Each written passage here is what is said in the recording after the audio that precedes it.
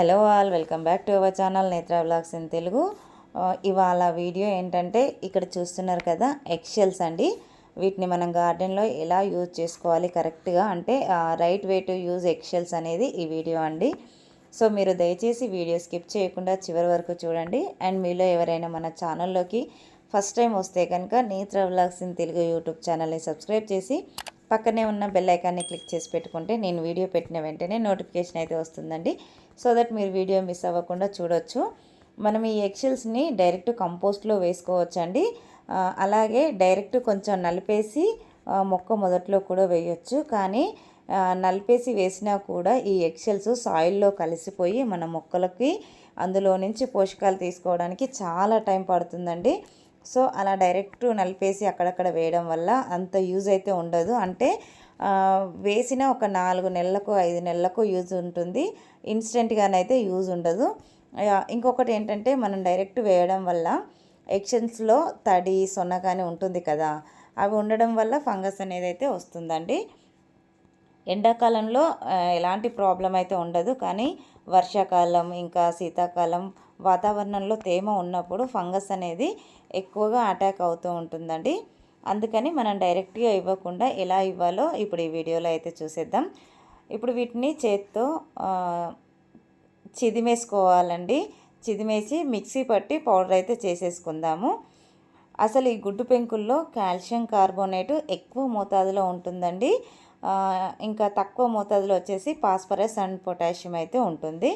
So మనం పూత రాలుతుంది, లేకపోతే కాయలు సరిగ్గా నిలబడలేదు అనుకుంటాం కదా, అలాంటప్పుడు ఈ కాల్షియం డెఫిషియన్సీ వల్ల అలా అవుతుందండి. అలాంటప్పుడు ఈ ఎగ్షెల్స్ పౌడర్ని మనము మొక్క మొదట్లో ఇచ్చుకుంటే మనకి పూత పింద అనేది బాగా నిలబడుతుంది. అండ్ మెయిన్గా వంగ, పచ్చిమిర్చి, టమాటా మొక్కలు ఉంటాయి కదా, వాటికి ఎక్కువగా ఇది అయితే అవసరం ఉంటుందన్నమాట. మనకి టమాటా పైన బాగుంటుంది, కింది నుంచి నల్లగా అయిపోయి కుళ్ళిపోతుంది. అది కూడా కాల్షియం డెఫిషియన్సీ వల్ల అయితే వస్తూ ఉంటుంది.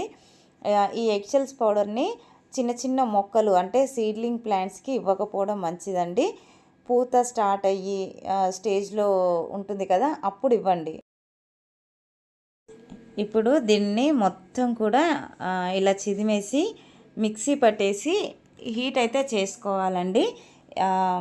ఇక్కడ చూస్తున్నారు కదా, ఇలాగా మొత్తం మిక్సీ పట్టేయాలి. ఎలా అంటే పౌడర్ రూపంలో వచ్చే వరకు అయితే చూస్తున్నారు కదా, ఇలా మిక్సీ పట్టేసుకోవాలి. ఇంకొక విషయం ఏంటంటే గార్డెన్లో మనం విత్తనాలు పెట్టినప్పుడు పెట్టినవి అన్నీ కూడా గాజు పురుగులు, తర్వాత స్నేల్స్ చిన్న మొక్కలు రాగానే తినేస్తూ ఉంటాయి. అప్పుడు బరకగా ఉన్న ఈ ఎగ్షెల్స్ వేసామనుకో, చెట్టు చుట్టూ వేసామనుకో అవి లోపలికి వెళ్ళకుండా కంట్రోల్ చేసుకోవచ్చు. ఇప్పుడు దీన్ని కొద్దిగా హీట్ చేద్దామండి. ఎందుకు హీట్ చేయాలి అంటే దానిలో ఏదైనా ఇంకా తడి ఉంటే పోవడానికి హీట్ చేసుకోవాలన్నమాట.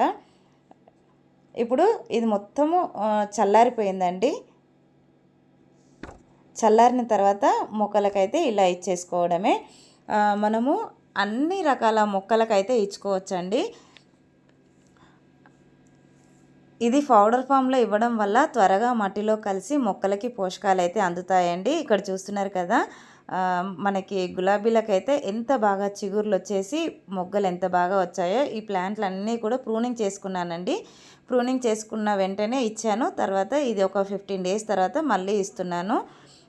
ఫ్రూట్ ప్లాంట్లకి పూత పింద వచ్చే దశలో ఇవ్వచ్చు, అలాగే పూల మొక్కలకి ఇవ్వచ్చు, అన్ని రకాల సీజనల్ మొక్కలకి అన్నిటికి కూడా మనం ఇచ్చుకోవచ్చు అండి. ఇక్కడ చూస్తున్నారు కదా టమాటా మొక్కలకి ఇప్పుడు ఈ స్టేజ్ నుంచి మనం ఇచ్చుకోవచ్చండి. మొక్క అనేది చాలా బలంగా ఎదుగుతుంది, అలాగే మనకి మొక్క అనేది చాలా హెల్తీగా గ్రో అవుతుందండి. ఐ హోప్ ఈ వీడియో మీకు నచ్చిందనే అనుకుంటున్నాను. నచ్చితే లైక్ చేయండి, షేర్ చేయండి, ఛానల్ని సబ్స్క్రైబ్ చేసుకోండి. అలాగే మీకు ఇంకా ఎలాంటి వీడియోస్ కావాలి అనేది అయితే కామెంట్ చేయండి. మరొక మంచి వీడియోతో మీ ముందుకైతే వచ్చేస్తానండి. Happy gardening.